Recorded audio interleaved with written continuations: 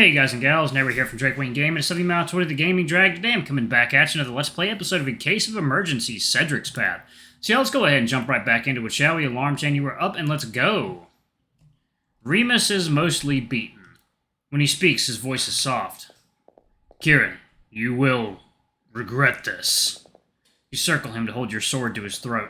As he looks up at you from through blood-matted fur, you realize that he's not threatening you. He's warning you.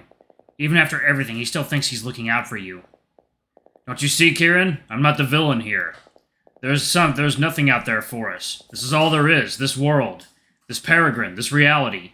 This is your only chance to matter, for it all to mean something. That is what I was trying to give you. All of you. Remis sighs. Blood trickles from the corner of his mouth. If only you could have seen that. He hangs his head and turns away from you. With the toe of your boot, you kick away Remis's weapon, feeling him swallow under the point of your blade. When you slowly lower your sword, it's clear he's given up. There's nowhere left for him to run. You've beaten him. You hardly notice Cedric walking over, his right paw stretched in front of him and his pads facing up like he's cupping a bowl in his hand. It's time to go! He clenches his fingers to make a fist, and you feel the thread in your navel pull tight. Cedric pulls, and the pressure snaps. The thread snipped and carried away by the wind. The blade on your dildo winks out and scatters into stardust. Hey! The ground begins to shake. You watch loose pebbles dance up and down on the floor. There's a rumble from deep in the cavern, and the shadows in the cavern seem to grow larger. The heart pulses with weak blue light, dimming as the world falls apart. Wordlessly, Cedric turns towards the pit in the center of the room and holds his palm out towards it. Like you'd felt before, you feel the familiar sensation of the world's planes rearranging. Just in front of you, a door appears, the hollow steel rectangle you've seen so many times before. It's the other side of the emergency exit, your ticket back to the real world. Cedric, how are you doing this? When Cedric speaks, his tone is far away. It doesn't have to be Peregrine. There are 1,000 worlds waiting for you, 1,000,000 stars unexplored, 100 doors unopened. Cedric blinks. His eyes return to normal for a moment, and he clutches his head. I think it's the crown. I can control the world. No, well, I can destroy it, but I can make it, too. I could remake it into anything I wanted. His eyes start to glow again, and for a moment you think he's going to follow up on that revelation. Then Cedric shakes his head and the light dissipates. No, we have to leave. I just severed the last of your connections to the relics. We just need to get rid of the crown and... He nods towards the portal. And then this world will be destroyed, gone for good. There won't be anything to take its place. What's going to happen to Remis? If he's part of this world, then he'll be gone, too. And if he's not? Cedric shakes his head. He doesn't know. Let's go. Then what are we waiting for? Let's get the hell out of here! Wes collects himself, the last particles of his shield dissolving into sparkling dust. He exhales loudly and rolls his shoulders back in wide circles, like he's preparing himself mentally and physically for the next bout. See you on the other side. Wes steps through the door and disappears. Luke sighs and, with his hands on his hips, gives the cavern a final once-over. He sniffles as he wipes the blood from his nose with one hand. Well, this sucks! After a long contemplation of the ground, he finally looks up and skips over to the metal door, slipping through without so much as a glance back. And just like that, he's gone. It's finally your turn. You shove up to the door and place your paw on the cool handle. You can't help but spare a glance for everything you're leaving behind. Talk to Remis. You pad over to Remis, who rests on his knees with his head bowed. Blood drips from his chin onto the floor. Was anything you said true? Did you ever care about me, or was this all part of your plan to keep Paragen going? Was I ever even special? Remis raises his head, searching your eyes. He looks so small like this, withered and fragile, a husk of his former self. Yes, everything I said, I meant. You don't know if it's the truth or not, but you know that whatever Remis is telling you, he believes it to be true. Somehow, that's worse. Come with me. Come with me. You have a body above, don't you? You said it yourself. You found your way down here like the rest of us. Remis shakes his head. There's nothing for me in the world above. Whoever I was when I first arrived in Paragen, I am no longer that man. There is no home for me to return to. Is it that you can't return or you won't? Remis doesn't respond. Then what happens if you're here when this place is destroyed? If Peregrine goes, then I shall pass with it. I only ask that you remember me for my absence, Kieran. From the void I leave behind. You don't know what to say. However he tries to frame it, it's clear Remis made up his mind long ago, before you ever arrived. Goodbye, Remis. Remis ducks his head a final time in farewell, then closes his eyes. He's chosen his path, and you've chosen yours. You walk back to Cedric, who waits for you patiently by the door. Ready? You nod, and Cedric holds the door open for you. You take a deep breath. Feels like it's been ages since the first time you returned from Peregrine. With a sigh, you empty your lungs of your last breath from this world, and then you step through. For a few moments, it's like a glitch in the system. You're not instantly transported back to your body. Your eyes blink as you struggle to readjust to the fluorescent lighting of the basement. You hear the door slam behind you as Cedric emerges, the crown on his head discarded. The door neatly hits his backside as he leaps through the opening. The four of you stand in the basement of Redoubt Hall, bloody, battered, and bruised. In the background, you hear the low hum of the eco-friendly air conditioning, and you can smell the mold that must be growing on the ceilings. Behind you, the emergency exit door is closed. You try to squint through the small crisscross pane in the door, but all you see is the pale concrete of a filled-in exit. Like, water time. Alright, guys and gals, we are back. Let's jump right back in, shall we? Okay. You feel something hard and rubbery under your foot. It's the dick, utterly harmless, no longer sword-like and decisively wrecked. It made it out after all, it seemed, which means Peregrine is gone. It's over. There's a moment in which you all share bewildered looks, just grateful to be living, and able to fully comprehend exactly just what you've all been through. It's an impossible reprieve granted by the universe, a single pinpoint in time in which two versions of you exist at once, the world trying to recalibrate to its new circumstances. In this insignificant sliver of being you occupy, the world does in fact revolve around you.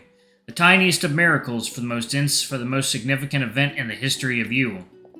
And then, like it never happened, the moment vanishes, and you're back in your room. You're home.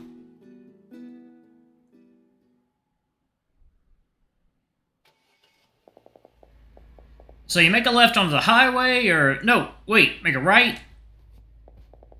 Kieran, the map clearly says to go straight. The road eventually merges. Next to you, Kiri points at her phone screen, her attention on the road as she drives. Oh. What did I do? Oh, God, I did something wrong. What did I do wrong? Are you sure? Because it looks like it... Oh, wait, no, you're right. I was looking at the map upside down. Kieran, a straight line is a straight line no matter how you turn it. Hey, you're talking to a college degree holder now, okay? It could have fooled me. I've got a bona fide bachelor's degree in politics now. I could apply for an entry-level internship if I wanted. Kiri snorts as she adjusts your phone in this dashboard mount. Anyway, thanks for coming down to get me. If my car hadn't broken down... More specifically, you crashed your car the first week you got back from Paragen. And now it's in an auto repair shop getting repaired. There was no way it would be done in time for the wedding, so Kiri had driven down to pick you up. You'd have hitched a ride, but there wasn't really anyone you could ask. If Wes had spoken to his family about anything, he hasn't mentioned it. Apparently other Wes has made plans with friends to take a trip to the Caribbean. Friends this version of Wes doesn't really know, and he's decided to go along for the ride. Wherever they are, I hope they're having fun. Last you'd heard from Luke, he'd gone on to do his summer internship. He spent most of the first week floundering and giving you the play-by-play in the group chat. After a while, he seemed to be getting the hang of it, enough to scrape by at least, always spinning more plates than he was comfortable with. He's not looking forward to his senior year of college and having to take classes again, but you're both confident that he'll make it, somehow, one way or another. As for Cedric, he took Peregrine's end the hardest. He spent the rest of the summer moping around the basement door, even though he'd never tried to open it. None of you did, though you were certain it wouldn't have opened anyway. You tried to reach out and keep in touch a few times, but your text threads died and your plans to get lunch never went anywhere. God, Cedric, why you gotta be such a damn bitch? I tried to do everything to please you. Someone in the comments, tell me what I did wrong, please, and where I can go back. Alright. Eventually, Cedric told the group he was moving out. He never needed the extra credits anyway, and he headed back home. When he met up to say goodbye, he sounded open to you visiting.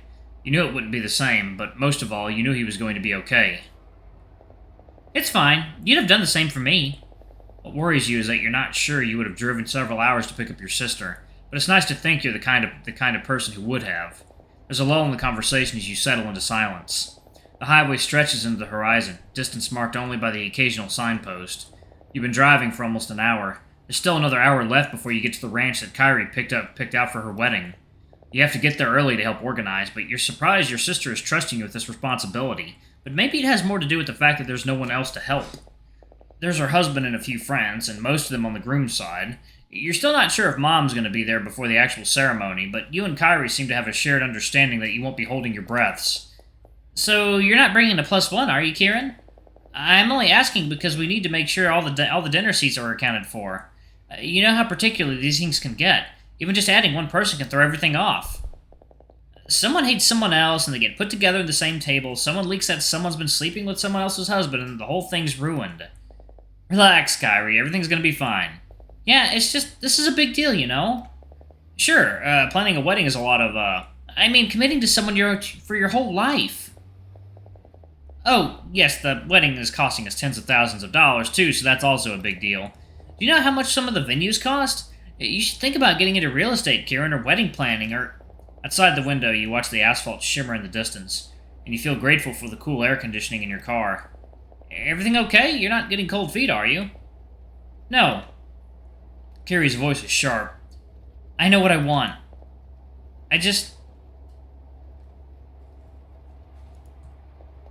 Hey, everything's gonna be okay. You made this decision knowing what you want, so have some faith in yourself. I know I'd trust any decision you've made. Kiri doesn't say anything for a while, and you wonder if she didn't hear, or if she's just ignoring you.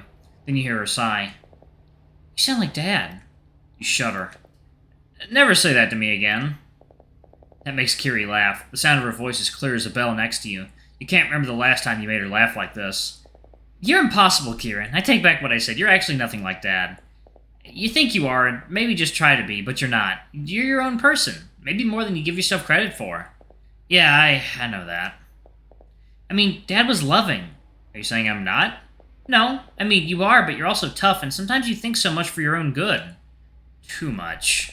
Kiri rolls her eyes. So, what? I have a fixed, multifaceted personality that can never change? I'll be like this forever? Nothing I say matters?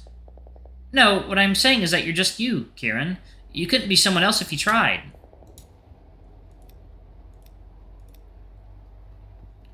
A part of you knows this is true. As distant as Peregrine feels now, you know it let you try everything you ever wanted or needed. A sword, a destiny, a near-death experience. But as much as you've changed, there's more of you that hasn't. The version of you that dropped the dick down the stairs, the version that stayed behind and took classes, and the version that traversed Peregrine.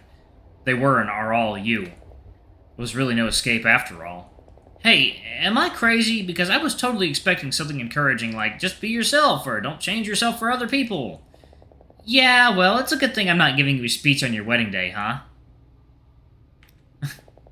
Kiri quirks the corner of her mouth in a rare smile. You don't think I'm different at all? Because of those last college credits you got since we last talked? Maybe there's a reason you need all of them before you can graduate into the real world. Uh-huh, sure. That's what I thought when I was missing my PE credit, and then I took a pilot's class and immediately became a little more well-adjusted, Pilates class. I do think you're still the same weirdo as always. Now you're just a weirdo with a degree. Did you at least get to walk across the stage when you graduated in the summer? Nope, but I hear they're finally mailing my diploma to my home address. That's you, by the way. So keep an eye out for the only proof that I spent 4 years and a month studying politics, because replacing it will be $50 I don't have. Kiri chuckles. That's what I was afraid of. It's so much easier when they just can hand it to you in person. Graduation wasn't anything you'd ever fantasized about, but it was something you could always just make out in the distance, like getting a job, settling down, or buying a house. This hazy light in the fog that would lead you to shore, even if you couldn't quite make out the harbor from where you were standing. Having it yanked out from under you feels strange. You know it doesn't actually mean anything, that you're getting your degree all the same, but it's disappointing nevertheless. The only difference is... I guess I always pictured Dad at my graduation, you know? Isn't it funny how if he hadn't died, everything would have gone according to plan? I would have graduated on time. He would have made it to the ceremony. I wouldn't have had summer classes, and everything would have been normal. You flex your now healed ankle. You don't mention the other things you would have missed out on, too. Actually, yeah, I'm going to go ahead and pause it right there. We'll do both endings in the next video, I believe. Alright, y'all, in the comments, please let me know where the hell I went wrong with Cedric. Anyway, thank y'all so much for watching. Don't forget to like, comment, subscribe, ring that notification bell, and check out our Patreon if you can. It always helps. Before I go, I'm going to give a quick shout out to our lovely bronze tier patrons. Thank you all for all you do for the channel. I greatly appreciate your support. Thank you to our silver tier patron, Cade Silverman. Thank you for going a bit above and beyond. It's greatly appreciated. Thank you to our gold tier patron, Tresem Guy. You're awesome. We love you. Thank you for subbing to Ultimate Tier. Anyway, if y'all want to get your names in the credits, get access to all of our not safe for work contents as little as $5. Alrighty, I love you all, and I'll see y'all in the next video. Bye-bye!